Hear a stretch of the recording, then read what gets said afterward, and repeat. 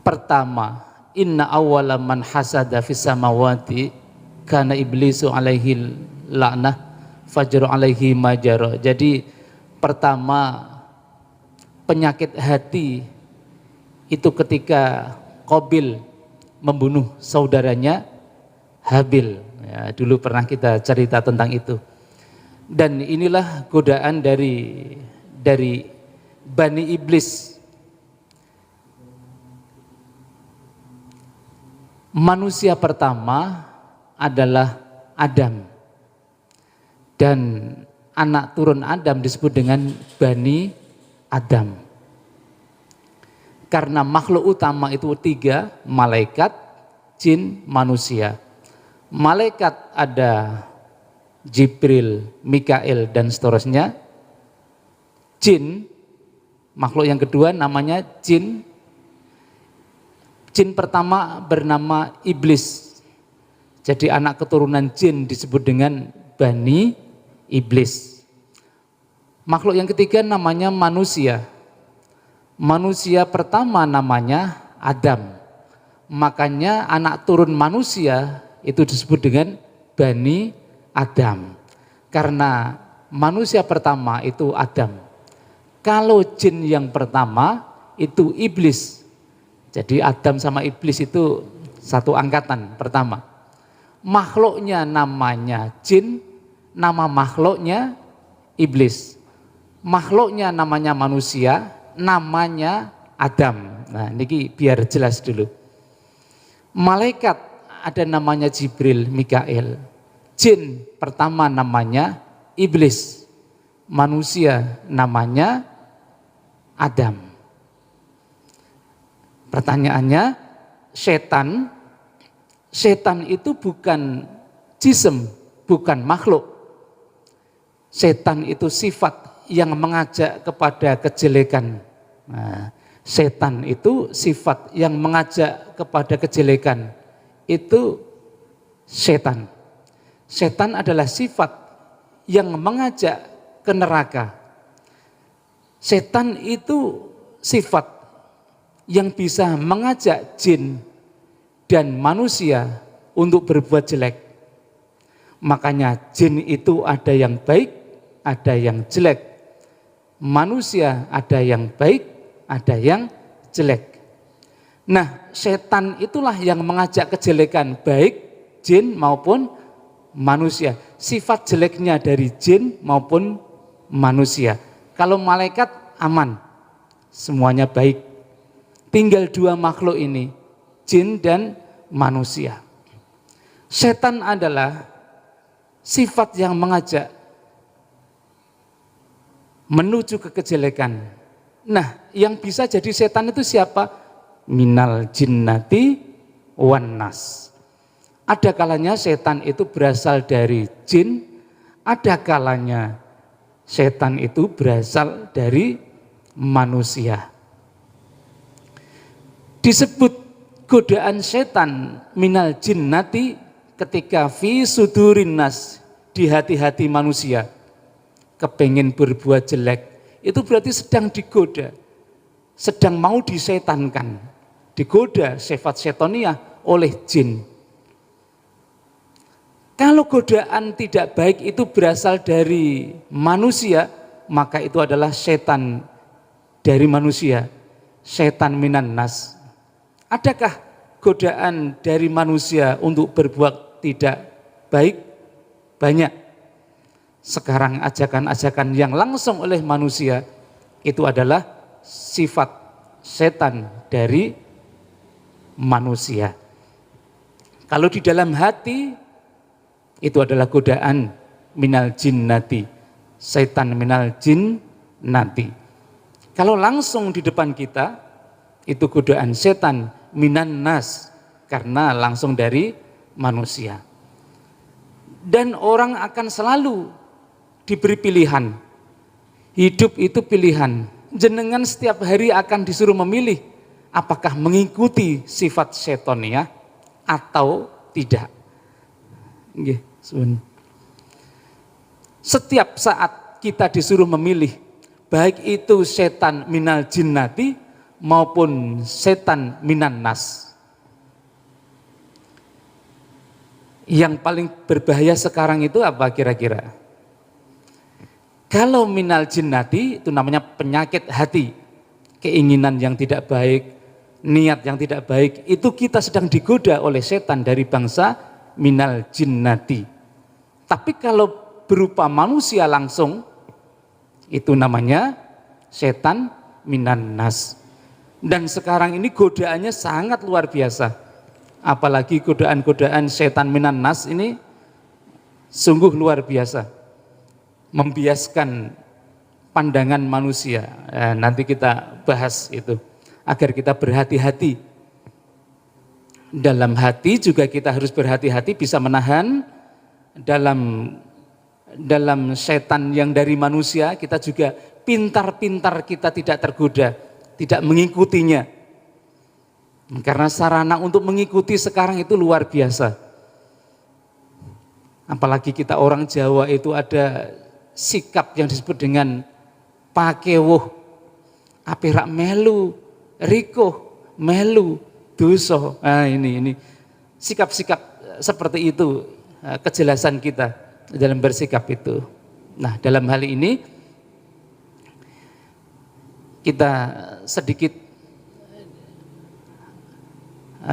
mengingat kembali pesan Rasulullah SAW.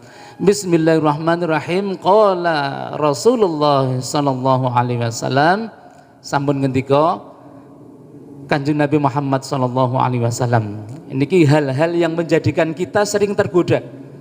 Hal-hal yang bisa menjadikan kita sering tergoda itu diantaranya adalah inna li ni'amillahi ta'ala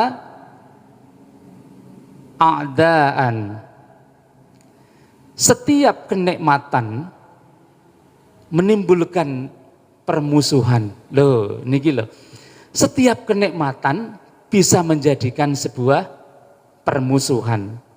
Sahabat kaget. Loh, nikmat kok ndadekno musuh. Kila. Dan ngendikaake, manhum ya Rasulullah. Siapa itu yang akan bermusuhan ya Rasulullah? Wong kenikmatan kok menjadikan permusuhan. Setiap kenikmatan niku ndadosaken permusuhan. Qila manhum ya Rasulullah, sinten niku? Wahai Rasulullah sallallahu alaihi wasallam, qala ngendika sapa Kanjeng Nabi Muhammad sallallahu alaihi wasallam. Alladzina yahsudunan nasa. Ini kita hati-hati, kita akan tiap hari akan mendengarkan hal-hal seperti ini. Alladzina yaiku wong akeh. Alladzina utawi wong akeh salladzi yahsuduna kang padha drengki sapa ladzina drengki annasa ing menungso. Nah, sifat hasud drengki inilah yang menjadikan permusuhan. Adanya hasud itu berawal dari kenikmatan. Niku mun hadis Kanjeng Nabi. Niki yang harus kita tamengi dengan cara nanti kita bahas. Alama ing atase barang atahum kang wus paring ing ladzi paring Allahu sapa Allah taala min fadlihi saking fadli Allah taala. Setiap Allah maringi fadl maring seseorang niku sampun dawuh Kanjeng Nabi, ndadekno wong liya iku hasud. Nah, jadi potensi menungso itu ketika ada orang mendapat kenikmatan itu potensinya adalah hasud. Sama saja ketika ada yang tidak sesuai dengan hatinya, potensi menungso itu marah. Karena hasud, marah niku potensi menungso. Ketika ada sesuatu yang tidak sesuai dengan kehendaknya, marah, itu menungso potensinya. Ketika ada kenikmatan kepada orang lain, sifatnya menungso, hasud, iri. Nah, ulama, qala ba'dul hukama, para ulama ahli hikam itu menerangkan bahwa bagaimana kita mensikapi potensi kita. Nah, menungso dipun paringi potensi. Niku nek jenengan keluarga akan menimbulkan sesuatu yang tidak baik. Emosi itu potensi manusia. Tapi kalau kita keluarkan berdampak tidak baik, maka Quran itu wanti-wanti. Ciri khas wong bertakwa niku diantaranya al-kadhiminal ghaid, yaitu wong sing mampu menahan marah. Niki takwa, ciri takwa niku. Mane setiap Jumat jenengan dipesan ayo do takwa. Niku nggih salah satunya ayo do nahan amarah. Senajan awake dhewe itu punya potensi marah, tapi manusia yang baik, manusia yang bertakwa adalah sing saged ngerem amarahnya, al-kadhiminal ghaid. Sama dengan kasuistik yang ada di hadis ini. Potensi manusia adalah hasud, iri. Kalau sekarang itu biasanya apa? Anak-anak Gen Z itu, Ustadz Lili itu, Zomo, apa itu? Biasanya anak-anak sekarang itu, ketika ada yang viral, ikut viral, pengen viral. Ketika ada rame-rame ke sana, ikut rame-rame ke sana. Jadi latah itu. Jadi sekarang itu generasi sekarang ketoknya yang menjanjikan itu yang viral, pengen viral. Ketoknya yang menjanjikan itu bisnis ini, rame-rame bisnis ini. Jadi mudah tergoda dengan sesuatu yang rame-rame. Itu anak-anak muda sekarang itu. Nah, kita ini sebagai makhluk sepuh-sepuh ini sudah seharusnya bisa untuk menahan ini. Oh iya, itu memang jatahnya. Itu vandal dari Gusti Allah. Setiap manusia sudah diberi jatah oleh Gusti Allah. Maka sepandai-pandainya kita untuk bisa menghindari. Iya, kita ingin seperti orang lain itu. Tapi harus kita rem. Jangan sampai keinginan kita menjadikan kita berucap tidak baik, bersikap tidak baik. Caranya bagaimana? Kita awali ganti hal-hal yang sepele. Kita awali dari hal-hal yang sepele agar kita tidak terlalu gampang sakit hati. Gampang hasut, gampang sakit hati. Itu dimulai dari hal-hal yang kecil saja. Jangan mudah sakit hati. Atau terbiasalah tersakiti. Terbiasalah sakit. Terbiasalah terdolimi. Nanti kita tidak akan memunculkan sifat kedoliman kita, sifat hasut kita. Karena kita sudah terbiasa. Contoh ringan niki Pak Takmir mengadakan ngaji seperti ini atau mengadakan acara Maulid Nabi misalnya. Acara Maulid Nabi adalah baik. Acara ngaji seperti ini adalah baik. Tapi bisa jadi memunculkan perasaan tidak baik. Sesuatu yang baik belum tentu menjadikan kita dapat bersikap baik. Kados ngeten niki. Pengajian seperti ini adalah baik. Maka sesuatu yang baik harus kita jaga kebaikannya. Jangan memunculkan sikap-sikap yang tidak baik. Kadang ada saudara kita yang udzur. Biasanya berangkat kok udzur. Kita harus punya positif, harus punya husnudzon. Paling sibuk. Jangan karena ada seseorang yang tidak hadir menjadikan kita bersikap tidak baik. Ini pengajian baik.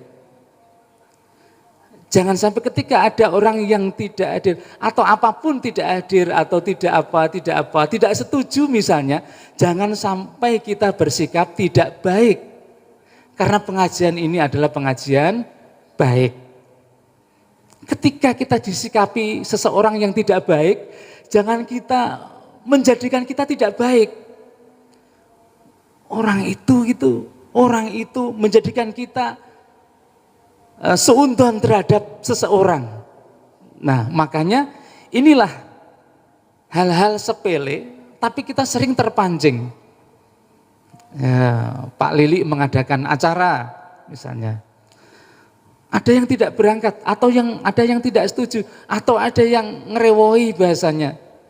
Acara itu baik, jangan sampai ketika direwohi menjadikan acara itu menjadi tidak baik. Sehingga terbiasalah ketika kita ada seseorang tidak setuju, terbiasalah ketika ada yang ngerewohi, terbiasalah dengan ada yang bermacam-macam, yang memungkinkan itu beda dengan kita. Terbiasalah. Ini sering saya sampaikan kepada jamaah di masjid-masjid itu. Ayo masjid ini baik. Jangan sampai karena ada sesuatu yang tidak baik menjadikan kita menjadi tidak baik. Ini pengajian ini harus baik dan menjadikan hati kita baik. Kalau ada yang sedang tidak berangkat misalnya, kita doakan semoga next time, lain kali berangkat. Kalaupun ada yang tidak setuju misalnya, kita doakan semoga dapat ngaji, dapat ilmu di tempat yang lain, tidak harus di tempat ini. Jadi kita harus berbuat baik, walaupun kita dipancing untuk tidak baik. Sama, ketika ada kenikmatan orang lain, kita akan dipancing untuk tidak baik. Potensi hasud terhadap ketika ada seseorang sukses, kita kok tidak aku ya yang sukses. Paling itu. Nah, paling itu itulah sesuatu yang tidak baik. Itu hasud. Itu yang harus kita rem. Jadi kenikmatan pada orang lain itu sesuatu yang baik, jangan sampai membuat kita tidak baik. Pengajian seperti ini adalah baik, maka kita harus menjadikan diri kita baik. Kita berjamaah di sini, kita berjuang di masjid ini adalah kebaikan. Jangan sampai kita terpancing untuk berbuat sesuatu tidak baik. Mulailah dari yang terkecil, dari yang terkecil itu. Maka kita harus bahagia, harus senang. Berjuang di masjid kudu senang. Menikmati ketidaksetujuan, menikmati ketidakcocokan, menikmati godaan-godaan untuk supaya kita tuh berbuat tidak baik. Yakinlah bahwa sikap teman kita yang tidak setuju misalnya, itu datangnya dari Gusti Allah. Yakinlah ketika ada yang tidak seide dengan kita, itu datangnya dari Gusti Allah. Itu yang harus kita tanamkan pada diri kita. Ketika ada orang mendapat kenikmatan, yakinlah itu datangnya dari Gusti Allah. Dan Allah pasti adil. Aku nanti juga akan dapat entah dengan cara yang apa. Itu yang harus kita tanamkan. Jadi apapun yang terjadi, kita berjuang, ada yang tidak seide, ingatlah itu datangnya dari Allah agar kita apa? Agar kita bisa berbuat baik, tidak terpancing untuk tidak baik. Jenengan orang-orang baik semuanya, saya yakin dan saya tahu itu. Mari kita jaga kebaikan. Ini panggilan dari Gusti Allah. Jenengan berjuang di sini, di Al-Karim ini. Saya tadi ondok-ondok ketika masuk itu, karena kayak lama sekali mboten hadir itu, kayak masjid ini kayak ya Allah merinding. Ada rasa kangen juga. Masjid itu juga makhluk yang mempunyai rasa seperti kita. Saya merasakan ya Allah. Itu tadi. Ya, maka ini sesuatu yang baik, jenengan sudah melakukan sudah benar itu. Mari kita jaga kebenaran ini, mari jaga kebaikan ini. Maka hadis Kanjeng Nabi, setiap kenikmatan dari Allah itu a'daan. Siapa itu? Alladzina yahsudunan nasa ala ma atahumullah min fadlih. Yakinlah apapun yang terjadi pada seseorang, teman-teman kita, itu datangnya dari Gusti Allah. Sama dengan kita, setuju dengan kita ataupun tidak, itu semua datangnya dari Allah. Jangan sampai perjuangan baik menjadikan kita berucap tidak baik, menjadikan kita berprasangka tidak baik. Dinikmati perjuangan. Kanjeng Nabi kalau perang itu ya santai. Kanjeng Nabi kalau diserang itu ya santai.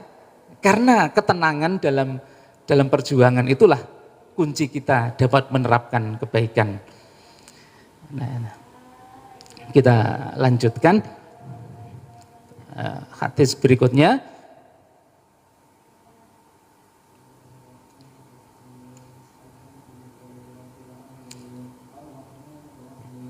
Wa kadza lan kaya mengkono-mengkono madzkur mau qala ngendika al-faqih sapa al-faqih orang-orang yang ahli ilmu Abul Laitsi, di antaranya adalah yang bernama Abul Laits, itu berkata salah satun la tustajabu da'watuhum, salah satun utawi wong telu la yustajabu iku ora den sembadani da'watuhum apa dongane wong telu.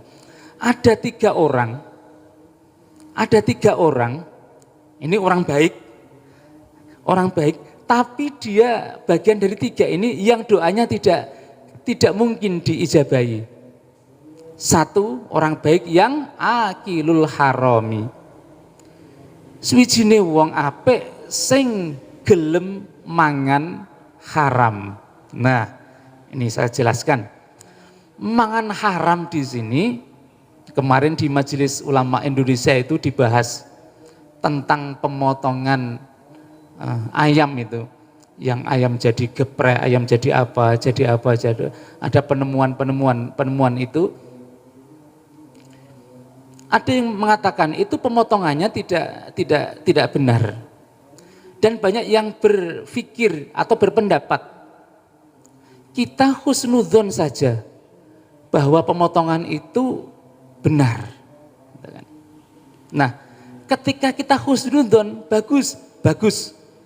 Kita husnudzon seluruh pemotongan itu benar, maka kita makannya itu juga secara fikih itu halal karena kita tidak tahu persis dan husnudzon terhadap hukum pemotongan itu. Jenengan boleh makan.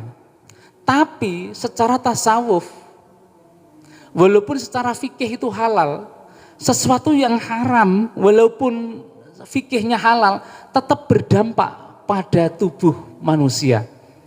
Ini secara tasawuf. Secara fikih jenengan husnudzon, aku yakin nek pitik-pitik itu halal motongi.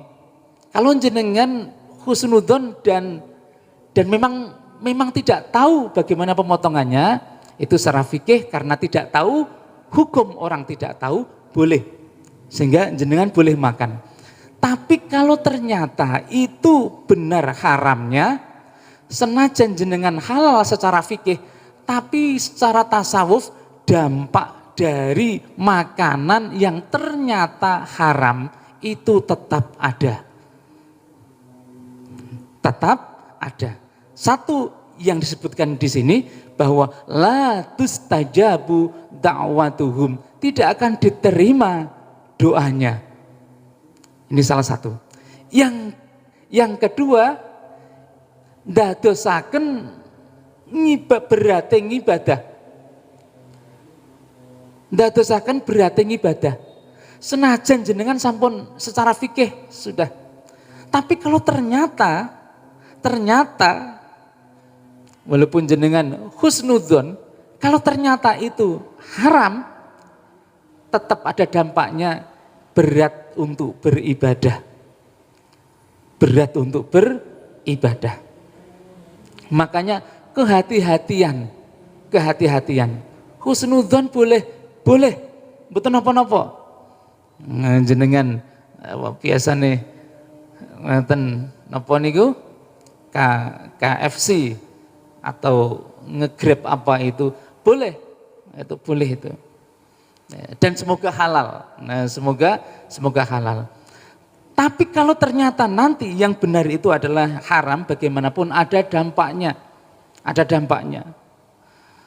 Maka kadang kita kula nate berpikir iki rasane ketika mau zikiran rasane kok ada rasa yang tidak terbiasa. Aku kemarin acara apa ya? Di mana ya? Oh, acara di sana. Memungkinkan itu kumpul dengan non muslim, kumpul dengan orang Hindu ketika acara di Bali, mungkin terciprat dengan yang tidak halal itu tetap, walaupun saya merasa saya harus menghormati bahwa ini adalah halal, oke, karena sudah dijamin halal, iya.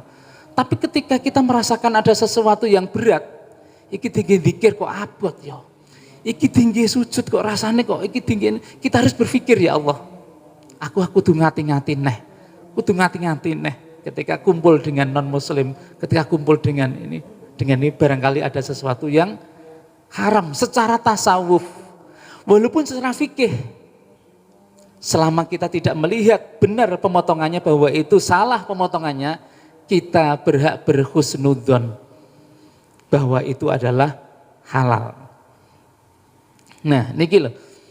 Di samping berat dalam ibadah juga la tustajabu da'watuhum. Doa itu tidak sampai. Doa tidak akan mustajabah. Kita juga pernah mengalami. Biasanya misalnya jenengan gadah santri, biasanya tak wacakno Bismillahirrahmanirrahim, Masya Allah, la haula wa la quwata illa billahil aliyil azim, ditiupke ten minuman, diken ngombe bocah waras kok, cah cilik nangis, Bismillahirrahmanirrahim, ain sin qaf, diombeni meneng, lagi tak waca ping 3 kok ora meneng. Kita harus punya berpikir, aku wingi maem apa? Aku dikai koncoku apa? Itu sering. Karena bagaimanapun secara tasawuf ada dampaknya. La tustajabu da'watuhum, maka berhati-hati. Berhati-hati kita, apalagi jenengan-jenengan tiang-tiang yang dibetahke masyarakat, diminta mimpin doa di masyarakat, diminta imam di masyarakat, niku jaga hal-hal yang seperti ini. Biar jamaahnya itu tenang. Doain jenengan itu benar-benar ada maknanya. Itu berawal dari ini, ngati-ngati jenengan-jenengan yang dibutuhkan masyarakat. Jangan kecewakan masyarakat. Biar manakibnya Pak Yoto niku khusyuk, manakibnya khusyuk. Ini hal-hal yang seperti ini harus kita jaga. Kembali lagi, salasatun la tustajabu da'watuhum, ada 3 orang baik, tapi kalau tidak ngati-ngati doanya tidak terkabulkan. Yang pertama, terselip makanan yang haram.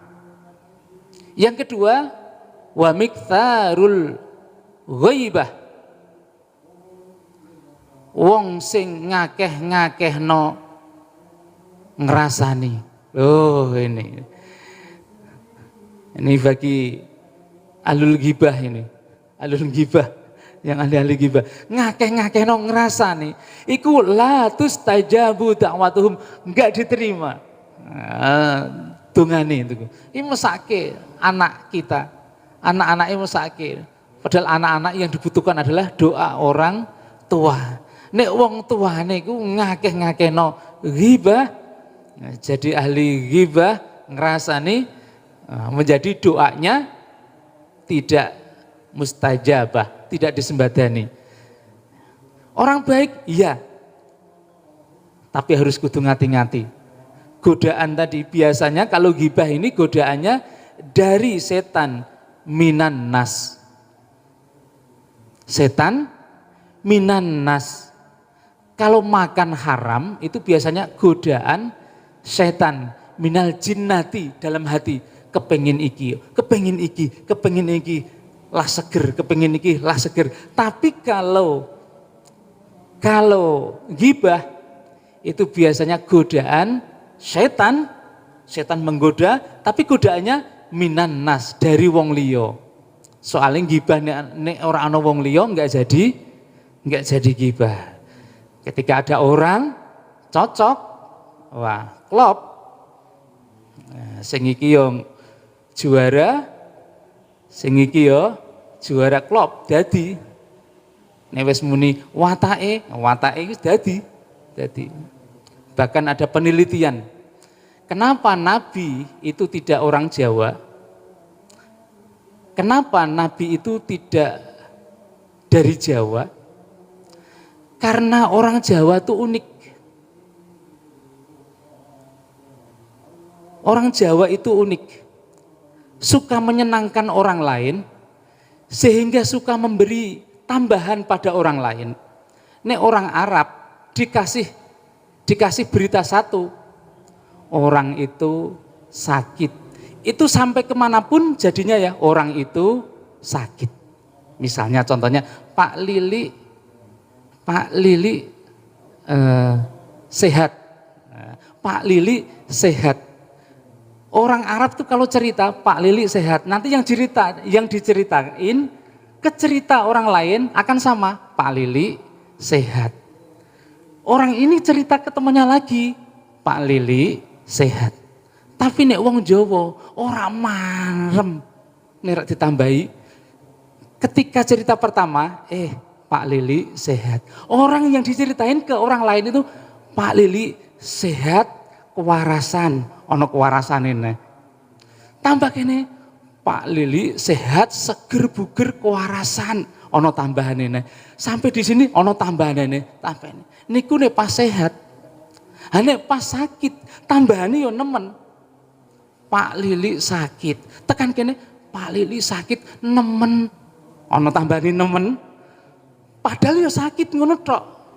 Mbok sakit panu, mbok sakit apa? Tapi nek wis wong ketiga itu ono tambahane Pak Nini sakit nemen. Tekan kono Pak Lili sakit nemen, ketoke kejet-kejet. Lho ono kejet-kejete barang. Tambah kono tambah mandi neh. Ketoke wis ora ono harapan. Tekan kono. Itu orang ya awake dhewe iku. Nek ra ono tambahane iku ora marem. Tapi nek orang Arab tidak. Makanya beruntunglah Nabi itu orang Arab. Pomo Nabi wong Jawa niku salat 5 waktu dadi 100 waktu ditambah-tambahi. Lagi pomo ditambahi duha wajib tarak wajib. Tahajud ya wajib. Traweh ya wajib ketoke, ana ketoke. Dadi kaya wajib kabeh tambahi. Nah, inilah kita, penyakitnya kita itu. Ya seperti ya, ghibah itu kalau nggak ditambahi yurak marem. Bisanya teman ghibah itu istiqomah teng ghibah. Iku yo ono tambah-tambahane barang ya. Wah, itu tambahan dan sebagainya. Termasuk mau Pak Lili itu dan sebagainya. Dan orang-orang seperti ini itu secara tasawuf doanya tertolak dengan sendirinya. Nah, ini yang harus kita hati-hati. Ayo dijaga. Ini bukan penyakitnya orang jelek. Ini orang jelek ya sudah. Jangankan dongo. Ini penyakit orang baik. Penyakit orang baik itu kadang kecipratan sesuatu yang haram. Kadang terlena dengan ghibah. Maka dampaknya pada doa-doa kita. Ini adalah penyakit orang-orang yang ahli dongo, ahli dongo. Ya kayak kita ini, sing sering dongake masyarakat, sing sering dongake murid-murid sing sering dongake, ayo kita jaga kemurnian donga kita. Sing sering diminta dongake, ayo kita jaga mesake sing ngaturi donga. Nek awake dhewe ora ngati-ngati. Dijaga. Yo ono manfaate kanggone awake dhewe, ada manfaatnya untuk orang lain. Aku ngati-ngati manganku, aku ngati-ngati ucapaku, dongaku lah mustajabah. Nek aku diperlukno, nek tilek wong loro, dongaku yo ndadekno wong loro iku dadi sehat. Aku tilek wong sumpek, wong banyak masalah, dongaku ndadekno masalahe terurai, masalahe diangkat Gusti Allah. Jadilah orang yang bermanfaat seperti itu. Dengan cara apa? Ngati-ngati awake dhewe.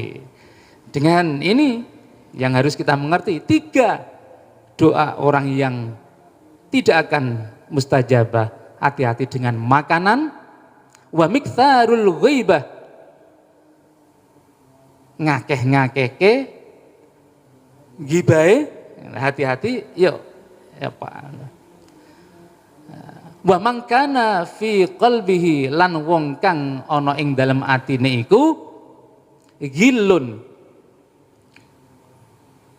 apa unek-unek, au hasadun lil muslimina, dan yang ketiga adalah wong sing drengki terhadap sedulure muslim. Ya, yang harus kita hati-hati. Maka kita harus ketika ada kabar baik kepada teman kita, baiklah kita berusaha. Ya. Ketika ada teman kita yang dapat nikmat, alhamdulillah, berusaha untuk alhamdulillah. Ayo sucikan hati kita. Ada kenikmatan, iya. Iku wis jatahe. Ora jatahku. Itu vandel saking Gusti Allah. Itu yang harus kita jaga agar kita benar-benar mustajabah doa kita. Saya ulangi lagi, mari kita jaga ngati-ngati kita agar doa kita berguna untuk orang lain dan diri kita berguna untuk masyarakat, yaitu dengan cara menjaga salah satu la tustajabu da'watuhum, akilul harami, mangan barang haram, wa miktsarul ghibah, ngakeh-ngakehno ghibah. Yang ketiga adalah au hasadul lil muslimina, hasad, drengki terhadap sedulure muslim.